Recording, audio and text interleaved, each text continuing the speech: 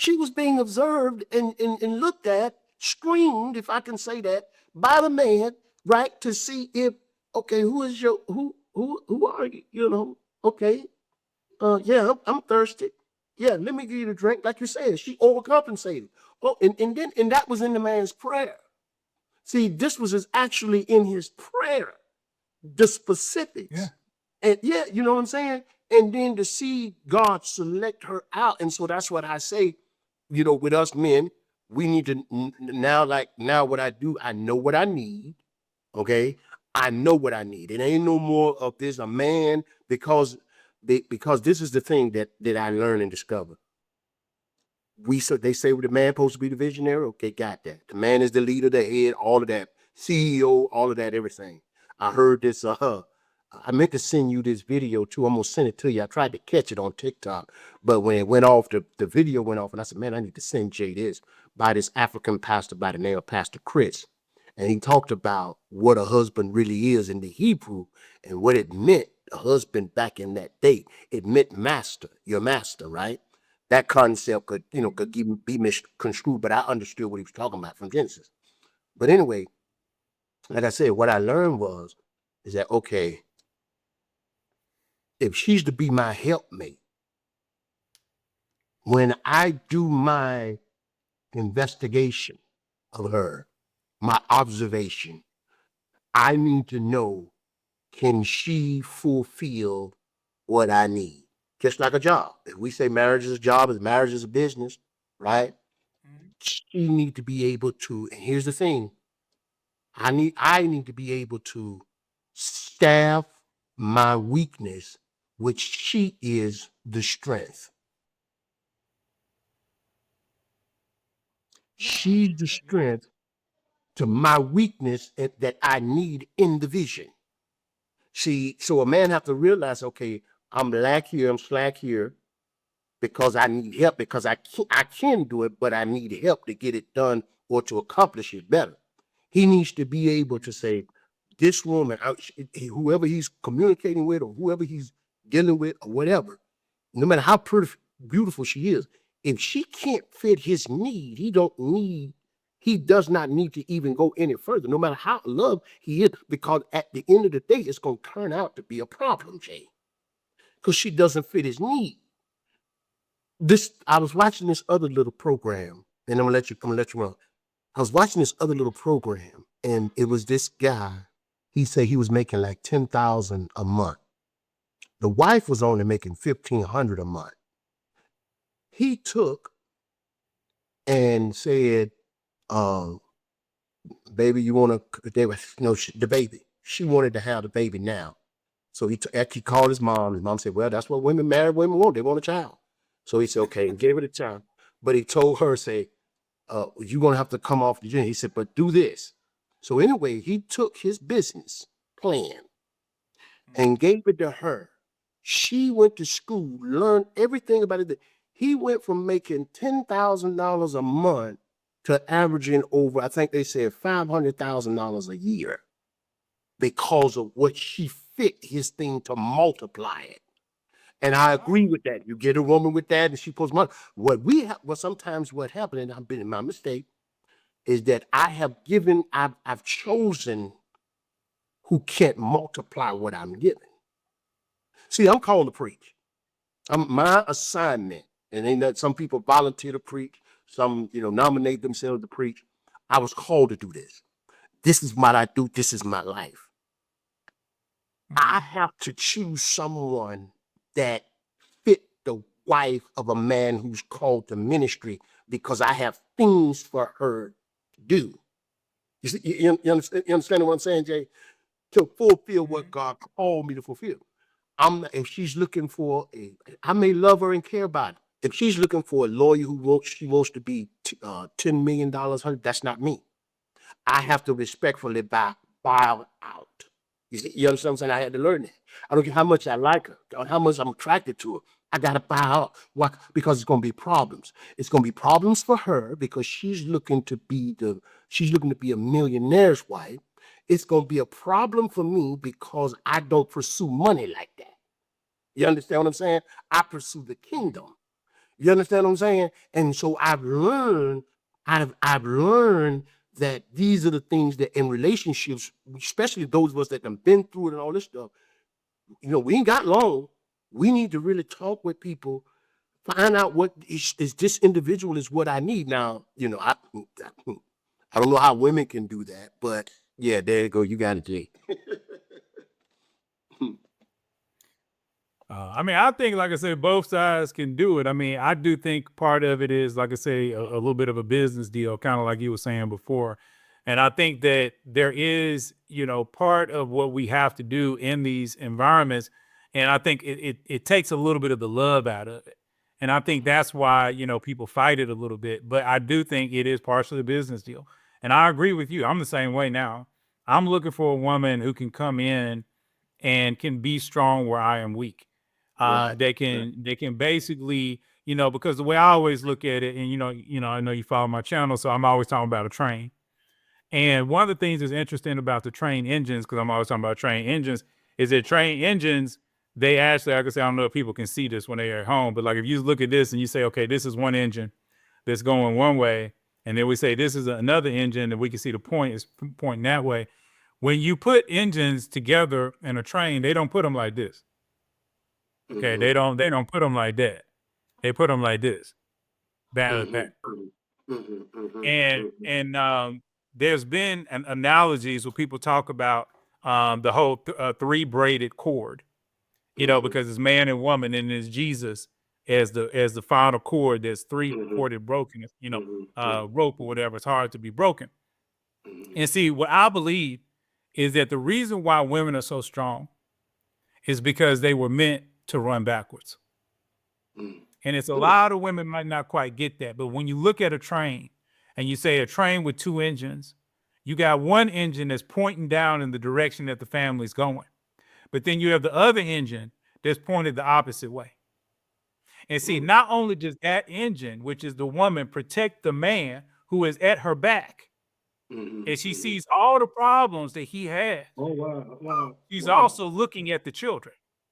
She's Mhm. taking care of the children. She's making sure the children are okay, which are the cars that are Mhm. following Mhm. in that train. Solid limit. Gotcha. Gotcha. And then what's interesting is if the man is running and he's the engine and he's running and he's 100 miles an hour, she has to run backwards at the Mhm. same speed of her husband. And that is why Mhm. women are so strong, is because they were meant to carry weight that's different than the man. Mhm. Mhm. Okay. Mhm. But the Mhm. truth is, if the first engine is going 100 miles an hour, technically the second engine really ain't going 100 miles an hour. It might be Right. going 80 because the first engine is the one that's doing the most pulling, Carrying the heavy load. Yeah. Yeah. Yeah. basically. But even in that, the woman is having to keep up running backwards. Mhm. She's having to keep up as she's running backward. And a lot of women, I don't think they appreciate that specific role that God has given them and the strength that God has given them in that particular role. Because to me, that is a beautiful role. It is something that is so wonderful because she is protecting her husband, like you said, because she's literally facing the other way. Then she's running with him, but then she's trusting him that the direction in which he is taking the family is going to be okay. That if there's a log that he foresees down their railroad tracks, okay, he knows to stop the train. And she has to be okay. As soon as he puts on brakes, she can't keep, going with the engine. He tells her like, hey, we got to stop. She can't be like, what? Why? Why we got to stop? I don't understand why we got to stop. And she's still running because Mhm. then they're going to push themselves into that fallen log or the fallen tree or whatever is over the railroad tracks. She Mhm. has to support him and trust him almost blindly. Yeah. Yeah. Yeah. Yeah. And, Yeah. and, But and that that that. is difficult for a lot of women to do, especially in our current society where we're not really raising, I'm not saying there's no good men out there. I think there's a lot of good men out there, Right. but Right. there are men that have not been trained at that level to understand that your response, like I believe, and this is something I feel like the Holy Spirit gave me. It's not something I can find in the Bible, but I believe that every man is going to stand before God and God is going to ask him, okay, how did you take care of your wife and your family? Oh, it's I America. had to basically tell God your reasoning why, when your wife wanted to go on a vacation and you knew you had money in the bank and you decided not to do it. Yeah. That when your wife just wanted to go take walks with you around the park and you didn't want to do it, why didn't you want to do it?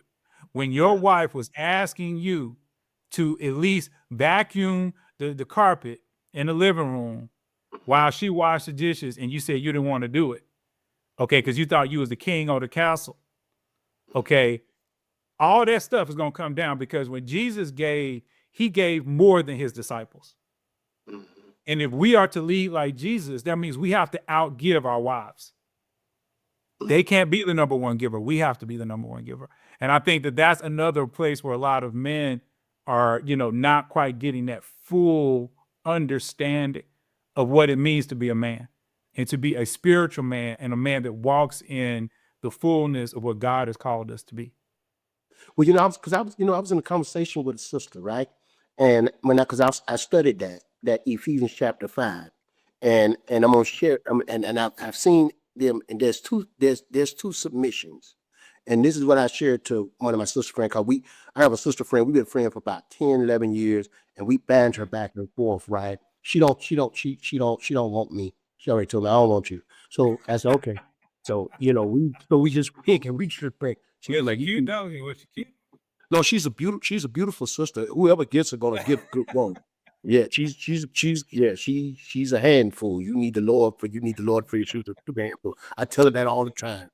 So I told her I just sent you a husband and you to run that man out, right? She's in love with him, though. But I told her, and she said, I never looked at it like that. I said, I said, she said, no, this is why she asked. She said, why are you so big on submission? I said, because she said, I said, but she said, y'all don't talk about the submission of the man, submit one to another. I say, Paul ain't telling the man to submit you one to another there. You know what he tells the man? My submission is unto death. When he tell a man, love your wife like Christ loved the church, that means I can't say no to death. I'm submitted to death. The end of my submission is to be death in a grave if need be. I said, he only told you to reverence us. I said, your submission is only to us. Our submission is we got to go all the way to the end in Christ. I said, that's why I do not accept conditional submission because I am unconditionally submitted to death when it comes to my wife. This is my mindset. So I shouldn't have to be uh, uh, uh, uh, arguing and fussing with you about this word. If you do your part, I'm committed to doing my part. You committed to do your part. She said, you know what? She said, I've never saw it like that. She said, to be honest, she said a lot of time pastors use this thing about Christ to beat men in subjection. She said, but they never talks about us as the man. They never tell, he never said it like you said it. Y'all are God called us to submit to death, but he only tells us to submit and reverence y'all. So then I said, now let's do a word study on the word reverence. The church, Jay, has changed that word reverence to simply respect, right? That word reverence is totally more than respect. I don't just respect the Lord, I reverence the Lord. Total different meaning. But you don't hear the church talk about the reverence that Paul told the women to reverence your husband even as you do the Lord. So I had one sister, I was talking with her. I said, let's do a quick rest. Because I said, let me show you how I studied about. Let me show you how I studied about. I said, you see that word reverence? She said, yeah. I said, you got a Strong's Concordance? She said, yeah. I said, go find the word. So she went and found the word. I said, what's the meaning of the word? So she went to going down the word. She went to squirming. Ooh, ooh, ooh, ooh, ooh, rever, ooh, venerate, treat as Lord, treat as a king, to bow down, to worship. I said, okay, stop right there. I said, now go to the dictionary and get the modern word for reverence. And she went down here to admire him, to push him forward, to push forward, to speak highly of, to speak. I'm talking about. It was a whole list, and she said, "Oh my goodness!" I said, "You through yet?" She said, "We got to do all that." I said, "Well, that's what it means by reference. This is what the Lord causes you to do with your husband. You don't have to worry about everything else if you begin to apply this, because I'm already submitted to the devil. I don't need the Lord to teach me that I got to die for you. You are first. He done already told me I'm to put you before my mother and my father. No kids. No one is before you. You're first. But now when it comes to the other part of it, you're squirming, you right?" And so she started laughing. I said, women would learn to do that.